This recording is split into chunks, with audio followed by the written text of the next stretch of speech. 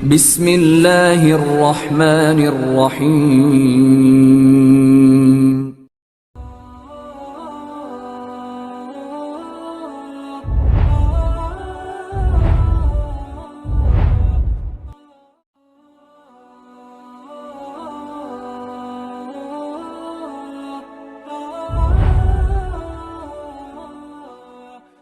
Alhamdulillah setelah mengaji secara sembunyi-sembunyi ya, dengan cara apa? Dengan cara membaca buku begitu.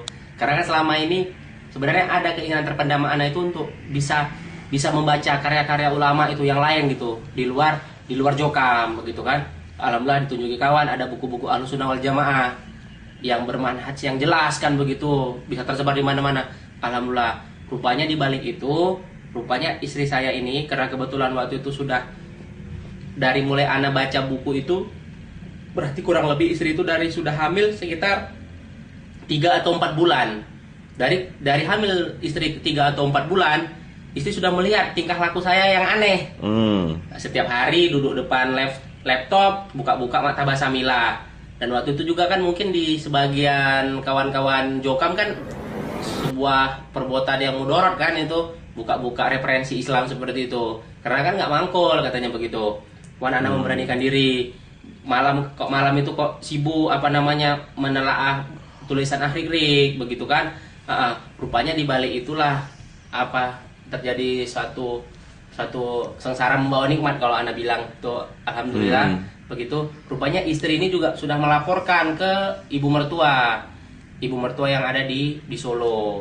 Di Solo rupanya dilaporkan juga ke pengurus yang ada di daerah Jambi, karena berkaitan dengan dakwaan ana sebagai wakil ketua Mubaleghot daerah.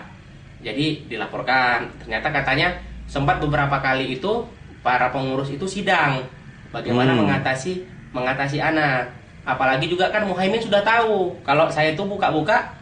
Siapa Muhaimin? Mubalek yang di LDI tadi, Mubalek Jokam tadi, yang ada di kota Jambi, yang guru Asad tadi, juga sudah melaporkan ke imam daerah. Jadi mulai ketahuan kalau Mas Ferhat mulai cari-cari referensi lain mulai berubah. Mulai akidahnya mulai beda nih. Ya, jadi satu hari seperti biasa ada pengajian Mubaleghot itu, karena kebetulan pun saya bukan Mubalek kan, cuman saya ikut pengajian hari Sabtu pagi. Pengajian waktu itu kitab Nasai.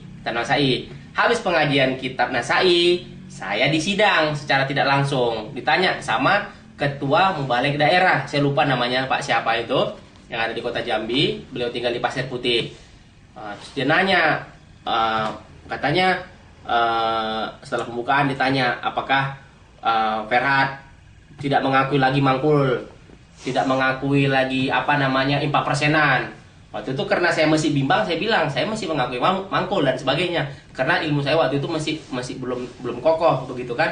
Tapi sudah ada di kalangan pengurus itu sudah mengetahui. Dari mana dia tahu kan begitu.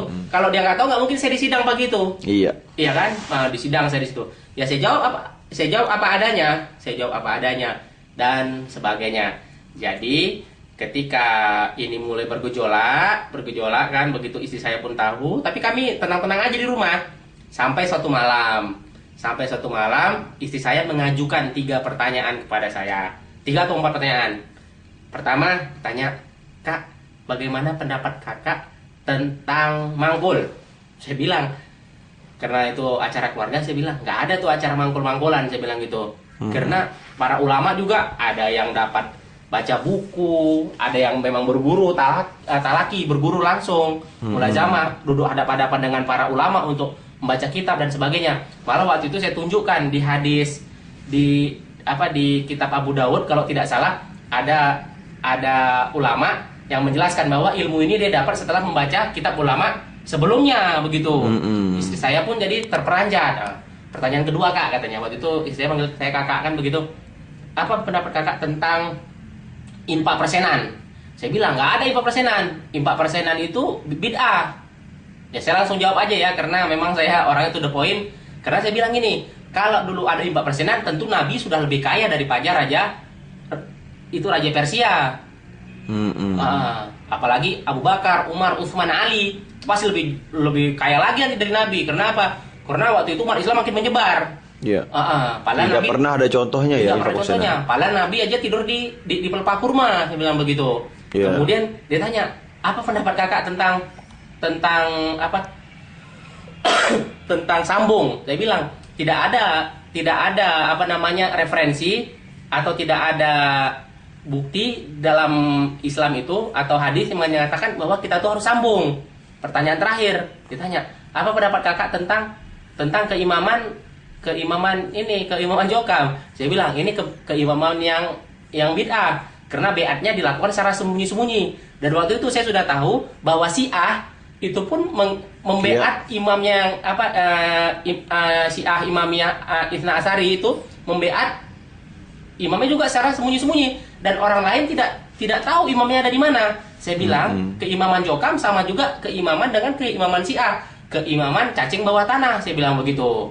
Oke, malam itu fine-fine saja selesai. Jadi subhanallah akhi, ternyata istri saya ini itulah sebenarnya pertanyaan kunci yang diajukan pengurus melalui istri saya. Jadi lewat istri. Iya. Pengurus jamaah LDI bertanya lewat istri. Pengurus Jokam bertanya melalui istri saya tentang tentang keadaan saya dari pertanyaan yang 4 itu. Apa yang terjadi setelah itu? Besoknya ketika saya pulang kerja, ya ternyata qadarullah istri saya sudah tidak di rumah lagi. Istri sudah nggak di rumah. Istri sudah nggak di rumah lagi. Bayangkan waktu itu istri dalam keadaan hamil sekitar 7-8 bulan. 8 bulan. 8 bulan. 8 bulan itu kejadian kalau tidak salah pada hari Kamis. Hari Kamis. Istri kemana itu? Ternyata ketika saya pulang sore, istri SMS. Kak Ferhat, udah nggak pakai assalamualaikum lagi. Kak Ferhat, saya pulang bersama ibu ke Solo. Bayangkan dari Jambi ke Solo hanya berkisar dari saya pergi kantor pulang kantor. Saya pergi kantor jam 7 pagi, pulangnya jam 5 sore. Kebetulan waktu itu saya lagi siap-siap mau buka puasa begitu kan. Kok nggak ada ini kan? Ternyata waktu saya lagi cari kunci dapat SMS. Dapat SMS, Kak Ferhat, saya sudah pulang ke Solo bersama ibu. Kalau mau diurus perceraian secara baik-baik, datanglah ke Solo. Cerai. Jadi langsung ngomongin perceraian? Iya, langsung ngomong cerai. Loh, cerai. Padahal sebelum semalamnya baik-baik semua. Iya, baik-baik. Orang pagi aja saya kaos kaki masih dipakein seperti biasa. Masya Allah. Saya bilang nanti sore kalau buka puasa masakan saya tempe goreng. Saya bilang gitu. Nggak ada. Kemudian bingung saya. Setelah dapat SMS itu apa yang? Bingung saya, nangis. Saya nangis kenapa? Saya teringat anak yang dalam perut istri saya itu. Karena saya pikir kalau anak ini nggak saya selamatkan, besok pagi dia bilang saya kafir. Setelah dewasa dia menyebut bapaknya kafir. Iya. Murtad ya. Murtad. Masya Allah. Bisa saja. Makanya kejadian setelah perkara itu, saya telepon ayah. Ayah, begini istri. Kata ayah saya, Ferhat, mulai besok kau datanglah ke tempat Ustadz Abu Salma, kau belajarlah mati-matian selama 3 bulan ini.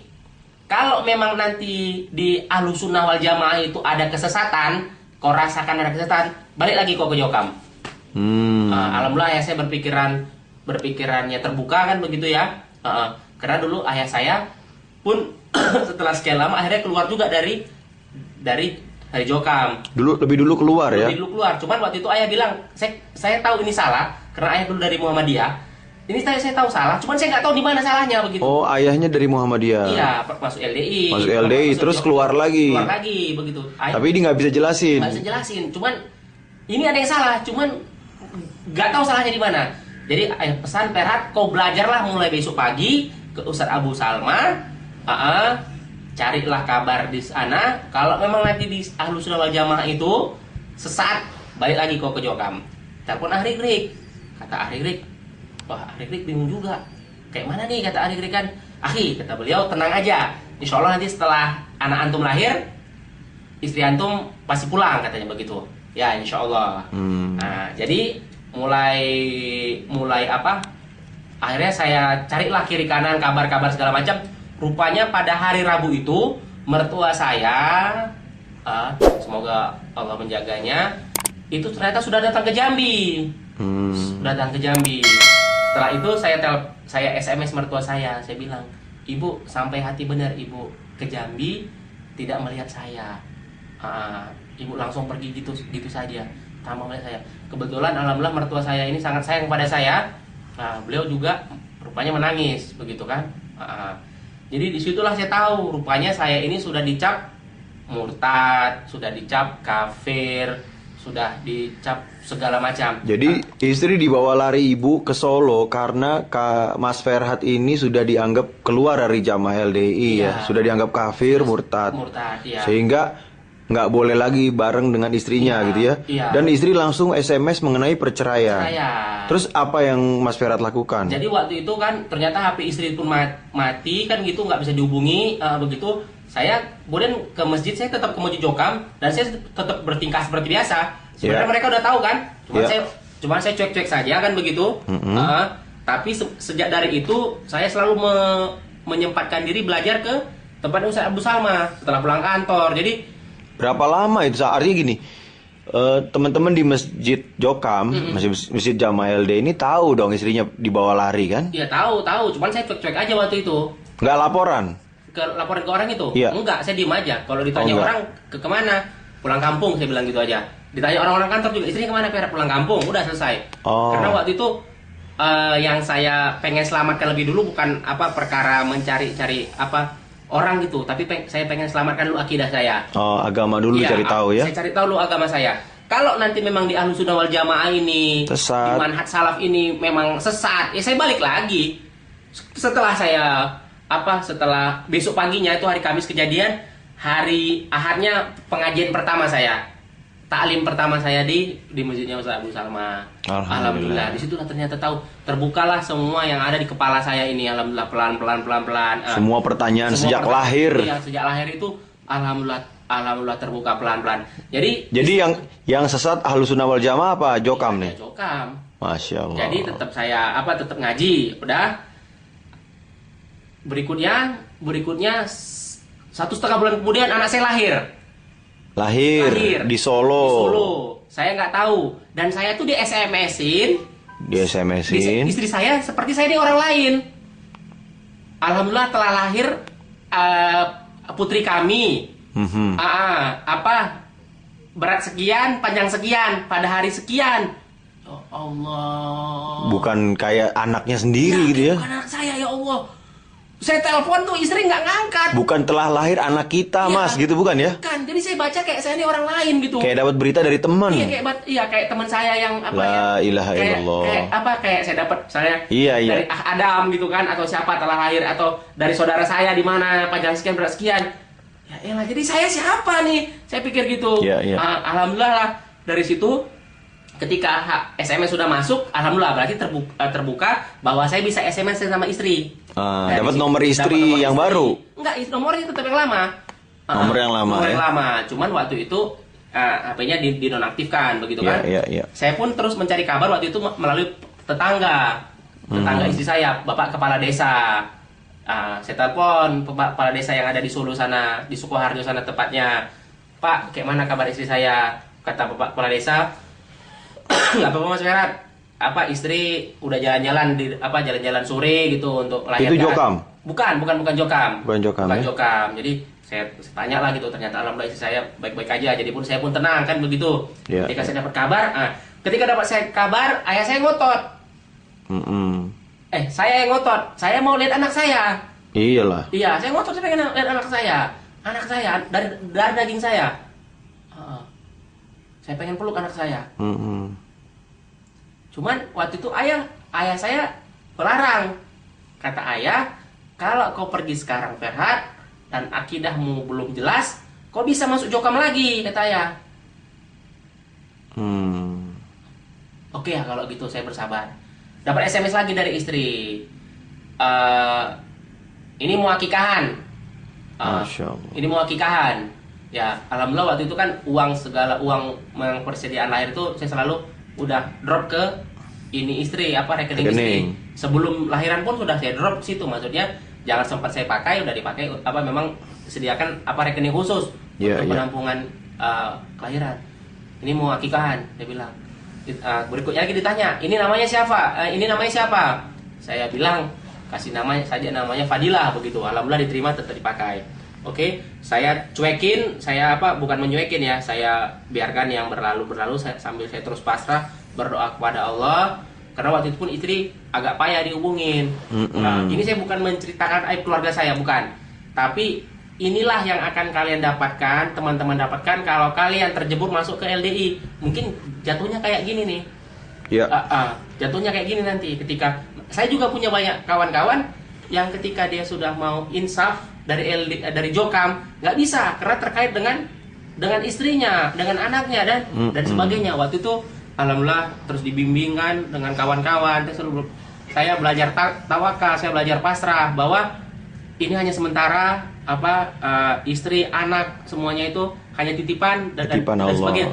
Cuman di satu pihak lain saya berpikir sebagai manusia, bagaimana kalau anakku ini tidak kenal dengan aku? Iya, betul. Iya, saya berpikir bagaimana akidahnya anakku kelak? Iya, tanggung jawabnya. Iya, kayak mana? Sempat juga terbayang waktu itu nanti anak ini kalau misalnya pun nggak kembali kami lagi bersatu orang tuanya di usia 7 tahun dia mau saya ambil walaupun itu sampai lewat ke pengadilan. Jangan sampai anak saya ini berakidah sebagaimana kakek neneknya atau sebagaimana saya dulu. Sehingga sering setiap hari saya SMS istri saya. Dinasehatin. Iya, nasehatin apa itu akidah yang benar kan begitu saya SMS-in.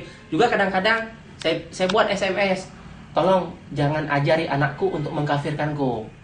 Sering itu saya SMS, tolong jangan ajari anakku untuk mengkafirkanku. Masya Allah.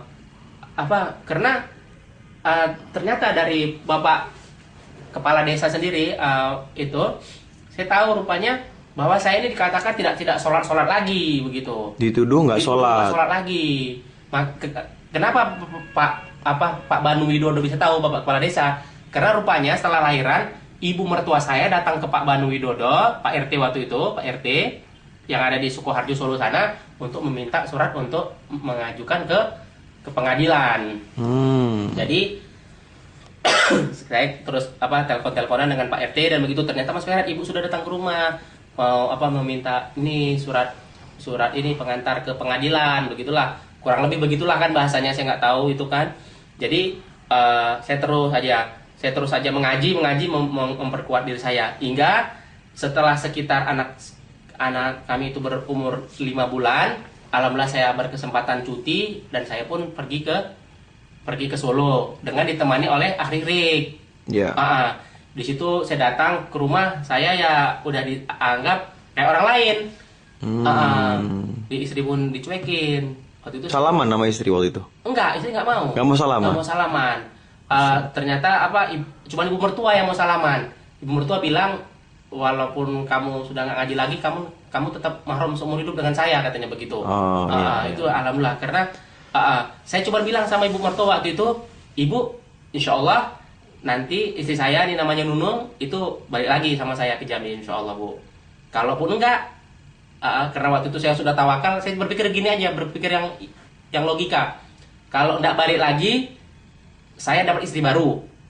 Kalau balik lagi, alhamdulillah saya punya istri dan punya anak.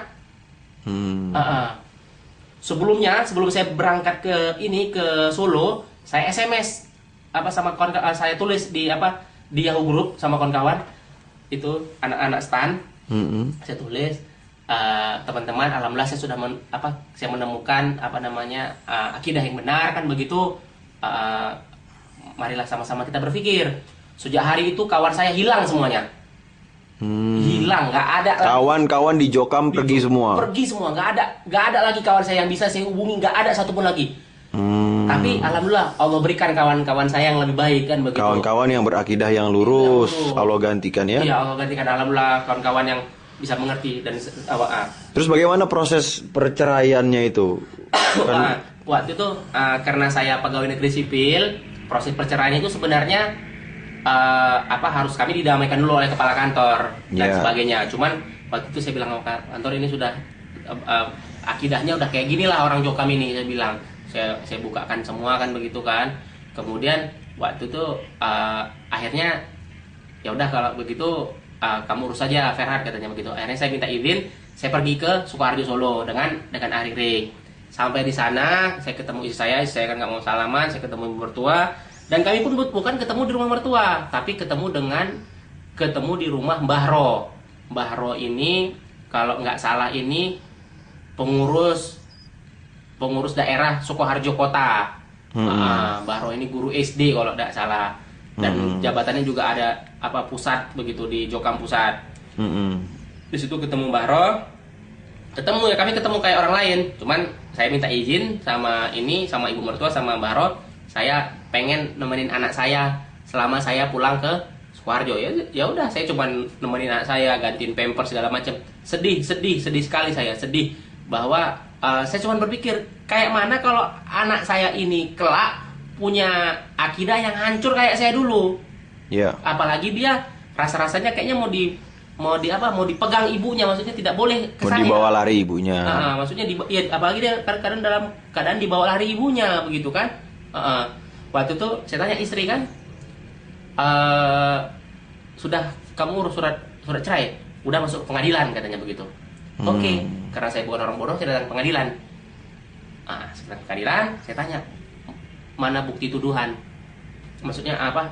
Iya. Apa tuduhan-tuduhan itu? Tuduhannya apa? Ya, tuduhannya apa? Menggugat cerai itu Menggugat tuduhannya cerai itu apa? Tuduhannya katanya kekerasan rumah tangga. Kekerasan rumah tangga. Kemudian dipukulin, begitu kan? Dipukuli. Kemudian dan sebagainya saya lupa, karena saking kan sakitnya waktu itu saya baca, lupa saya. Karena apa? Sedih kalau saya ingat itu. Dan pengadilan saya tanya lagi istri, jadi tuduhannya cuma itu? Iya.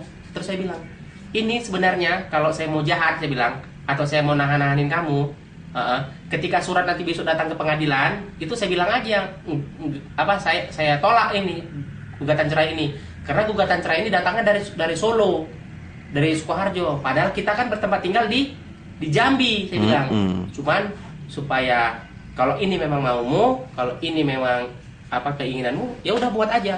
Jadi datanglah surat sidang 1, sidang 2. Ya udah. Tapi sebenarnya apa benar pernah ada pemukulan, kekerasan rumah tangga itu? Ya nggak ada lah akhirnya. Nggak ada ya, itu. Nggak ada itu bitonahnya. Itu takiyah bitonahnya LDI ya?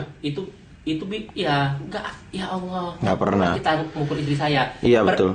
Jadi ketika proses ini cerai, proses ini jalan, saya bilang datang surat itu, kemudian saya pulang kan dengan segala waktu itu saya cium anak saya bilang, nggak tahu saya kapan lagi ketemu kamu nak, begitu.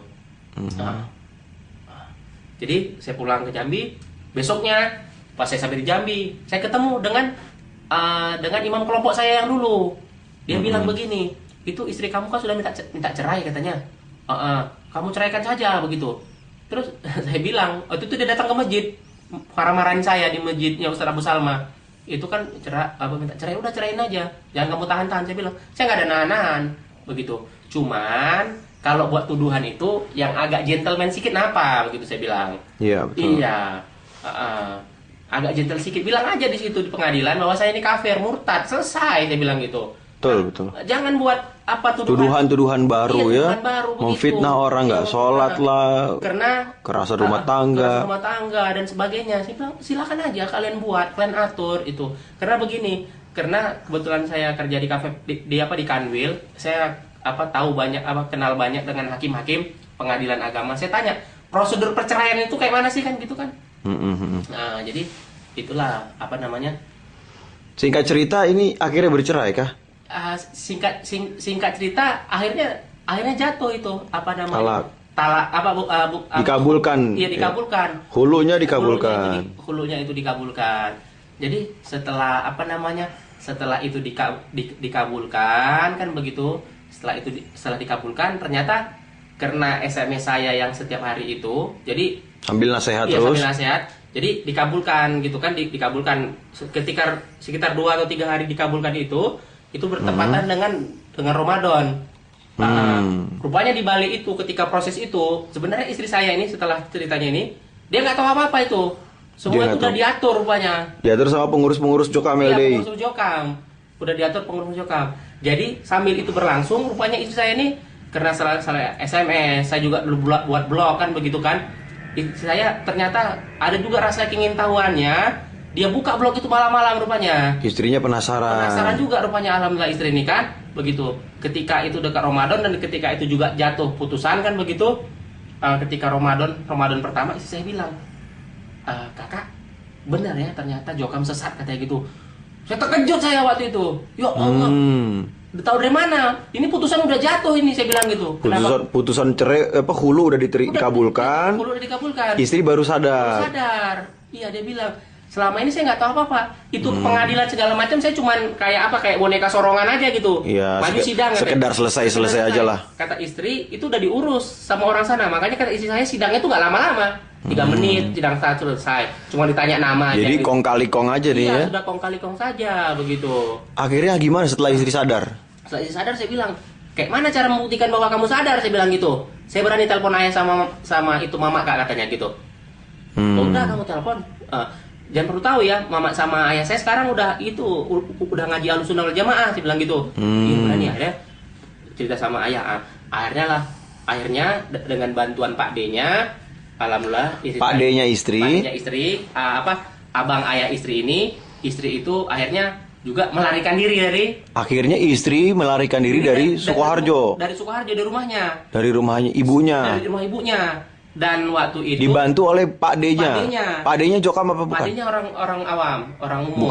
Bukan Jokam LDI ya. Sewaktu itu ketika istri mau pergi ternyata hampir ketangkap sama ibunya kan begitu. Ketangkap sama ibunya, kemudian ibunya nangis, dipanggil pengurus begitu kan. Iya. Jadi istri saya membantah kan begitu, dan pembantahannya tidak bisa dibantah lagi oleh Mbah Ro dan kawan-kawannya itu. Jadi akhirnya diangkat sumpah bahwa istri saya tidak dianggap lagi anak. Diputus nasabnya. Tidak lagi boleh menjejakkan kaki di Sukoharjo. Tidak lagi boleh menjejakkan kaki di rumah ini. Jadi istrinya sadar mau balik lagi ke Mas Ferhat, tapi harus lewati diputus nasabnya oleh ibunya sendiri. Iya.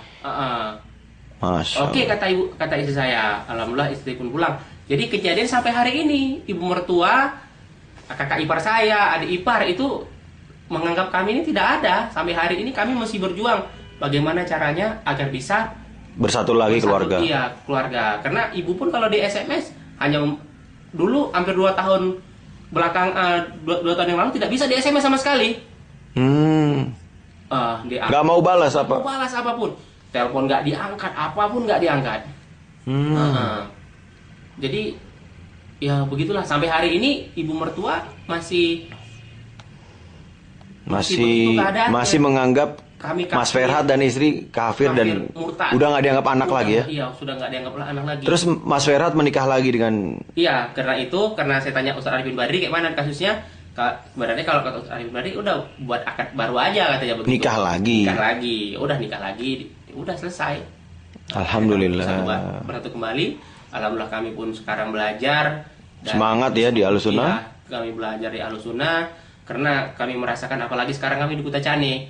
Kutacane kan nggak ada jokam di sana kan. Ternyata kami alhamdulillah bisa dengar roja, bisa dengar kajian. Masya Allah. Nikmat buat hidupnya ya. Iya, jadi ternyata tujuan-tujuan syar'i seperti menyelamatkan akal, menyelamatkan din, hifdzul akal, menyelamatkan agama, menyelamatkan akal, menyelamatkan kehormatan, menyelamatkan keturunan dan sebagainya. Bisa saya dapat sini. Akal saya selamat. Hati saya pun longgar. Tenang ya. Punya akidah yang sahih itu menenangkan. Dulu saya selalu bertanya-tanya, kok bisa Nur Hasan beat gitu. Kemudian kok beatnya bisa nggak ketahuan orang. Kemudian satu pertanyaan saya, kenapa kok dulu Pak Asnawi ya, teman dekatnya Nur Hasan. Nur Hasan itu kok malah nggak jadi wakilnya Nur Hasan gitu. Malah dia cuma jadi imam daerah Malang begitu. Harusnya kan dia pasti jauh lebih jago daripada orang-orang yang membeatnya waktu itu begitu. Tahu jawabannya kenapa? Nggak tahu. Sampai sekarang nggak tahu. Nggak tahu. Nanti kita tanyain ke teman-teman LD yang lain. Iya. Jadi kenapa kok kayak Pak Asnawi ini yang dianggap katanya teman seperguruan kok malah kok lebih jago misalnya kasmudi gitu kan. Iya. Lebih jago kasmudi, lebih jago yang lain gitu. Lebih tinggi karirnya. Iya, lebih tinggi karirnya. Harusnya kalau misalnya kalau mau jujur ya, harusnya ketika Nur Hasan mati, harusnya Pak Asnawi. Iya. Iya, karena sama-sama berburu di mana. Ngakunya sama-sama di Mekah. Iya, aku sama di Mekah, sampai di fotonya. Ada dulu juga seperti apa? Seperti fotonya Nur Hasan yang dipajang-pajang. Itu saya di rumah nggak mau pasang. Saya bilang, mungkin pas zaman saya cuma pasang, tapi pas zaman anak saya mungkin bisa disembah. Naam. Jadi Allah alam, segala puji bagi Allah yang telah menunjukkan kami, alhamdulillah bersama keluarga, dan kami berharap kaum muslimin tidak terpengaruh dengan ajaran ini. Iya. Cukuplah belajar ini jadi ibroh, Jadi jadi ibroh. pelajaran buat semua. Jangan lagi tersesat, jangan lagi masuk tersesat. Bagaimana mengutip impak persenan Iya. dan sebagainya begitu. Karena mungkin basic ilmu saya di keuangan, saya sangat sensitif dengan masalah uang nih, kemana larinya dan Iya, untuk apa? untuk apa dan sebagainya. Karena contoh pengumpulan bata merah, kenapa sih bata merah dikumpulin? Kenapa nggak di masjid situ aja yang butuh banyak? Kenapa sih masih dikirim ke pusat? Iya. Iya, itu juga dalam pertanyaan saya. Juga saya suka nanya tuh, bertanya-tanya, kok ada kurban pusat, kurban daerah gitu? Emang kalau pas zaman Nabi ada ya kurban pusat, kurban daerah gitu? Iya. Kita harus kirim kurban ke... Sebenarnya terlalu banyak pertanyaan ganjalan-ganjalan hati kita selama di Jokam Iya. ya. Dan ini bisa terbongkar lewat ilmu yang sahih. Ilmu sahih. Dengan belajar kepada ulama Ahlussunnah yang tahu praktek dalil ini zaman Rasulullah itu kayak gimana. Iya, kayak mana? Jadi kita nggak bisa dibohongin oleh orang-orang sekarang yang ngaku jalan tunggal ke surga, tapi ternyata akidahnya jauh dari al-haq. Betul lagi. Jadi Masya Allah. para ikhwan yang punya mungkin sama pemikiran dengan saya, belajar. Banyak sekali media informasi yang bisa dicari begitu. Dan satu lagi, kenapa sih kalau memang itu benar gitu, kalau itu memang benar, kenapa nggak disebarluaskan? Kenapa nggak disebarluaskan secara terang-terangan? Terang-terangan. Karena mereka menyebarluaskan, tapi secara ngumpet-ngumpet. Iya, ngumpet-ngumpet. Bukankah Nabi selalu bersabda balighul ani walau ayat pada Iya. kita semua. Sampaikan Iya, ya. Iya. Al-haq itu malamnya sebagaimana siangnya, Iya. terang benderang. Juga Allah berfirman, kul hadhihi sabili adu ilallah. Ini kan perkataan adu ilallah, bukan adu ilan Nur Hasan, kan begitu. Jadi ajakan yang benar, agama yang sahih yang benar itu ajakannya selalu ke Allah. Ke Allah, bukan lain. Juga bisa, kenapa sih kok kita ngajaknya harus beat kepada satu orang begitu kan? Harus ngajinya sama ini, padahal ngajaknya kul hadhihi sabili adu ilallah ala basirah, atas ilmu kan begitu ya. Jadi ngajaknya itu kepada Allah dengan pakai ilmu. Ini udah ngajaknya ke orang nggak pakai ilmu lagi. Ilmu yang dipelintir-pelintir. Iya, bener-bener. Jadi sebenarnya ketika dulu saya pun udah mulai tahu paham itu, sekarang tuh saya kalau dengar kajian yang aneh, apalagi yang LDI ya, kuping saya nggak tahan lagi dengarnya. Panas ya. Panas karena 25 tahun saya merasa dibodohi. Ya, Jadi merasa ditipu. Jadi kalau misalnya, wah dia kan sakit hati, kan ada bilang, dia kan sakit hati segala macam. Saya bilang, apa yang mau saya sakit hatikan di LDI? Saya jadi pengurus lumayan besar untuk umur saya waktu itu. Kemudian infak, saya infak. Malah aktif giat memberikan infak ya. Aktif memberikan infak. Jadi bukannya waktu itu mungkin kecil ya waktu itu, waktu tahun 98-an, bukannya sombong, bukannya apa ya kan gitu. Mungkin kecil ya untuk yang ini. Infak persen saya sudah 300.000 waktu itu per bulannya, persenannya aja. Jadi, Ya, artinya kita nggak dapat apa-apa, kita malah ngasih banyak hal, kita Iya. ngasih semangat dan kita, itu pun waktu kita. Iya. Dan itu pun bukan mau ungkit-ungkit ya, tapi maksudnya Alasan yang aneh ketika Iya. kita yang keluar karena ilmu dituduh sakit hati. Saya sakit hati. Jadi sejujurnya Mas Ferhat keluar dari LD Islam Jamaah ini karena ilmu yang sahih. Iya, karena ilmu sahih. Karena sadar bahwa selama ini di LD itu banyak penyimpangan. Iya. Juga karena apa ya? Alhamdulillah pikiran saya itu jadi lapang, terbuka. Ketika saya mengucapkan saya keluar dari Jokam, itu kayak ada yang selama ini membelit di tubuh saya ini kayak lepas gitu. Masya Allah. Saya bisa kayak menghirup napas tuh lebih inilah dunia Allah gitu, inilah dunia Allah gitu. Alhamdulillah. Ya, Allahu bisa, Akbar. ya Allah Akbar, bisa saya rasakan. Selama ini kan ada terus yang mengganjal dan Iya, betul. saya katakan kepada sedulur jamaah sekalian, ketahuilah bahwa sebenarnya di Jokam itu kalian lebih takut pada pengurus daripada Allah. Betul, takut kepada Nur Hasan dan anak-anaknya Iya, ketimbang pada Allah. Ketimbang pada Allah. Dan itu pun sudah syirik akbar. Iya, dan itu pun dan contoh lagi, kita selama ini dikatakan, oh kalau tidak disaksikan imam, nanti siapa yang menjadi saksi kita? Padahal Allah yang melihat kita semua, Iya. nggak perlu tawasul kita terhadap pengurus itu. Nggak perlu. Iya, nggak perlu. Dan itu sebenarnya jatuh kepada kesirikan. Ini bukan yang saya mengajari, cuman itulah pengalaman hidup saya. Ya, semoga para umat Islam bisa mengambil manfaat dari kisahnya Mas Ferhat.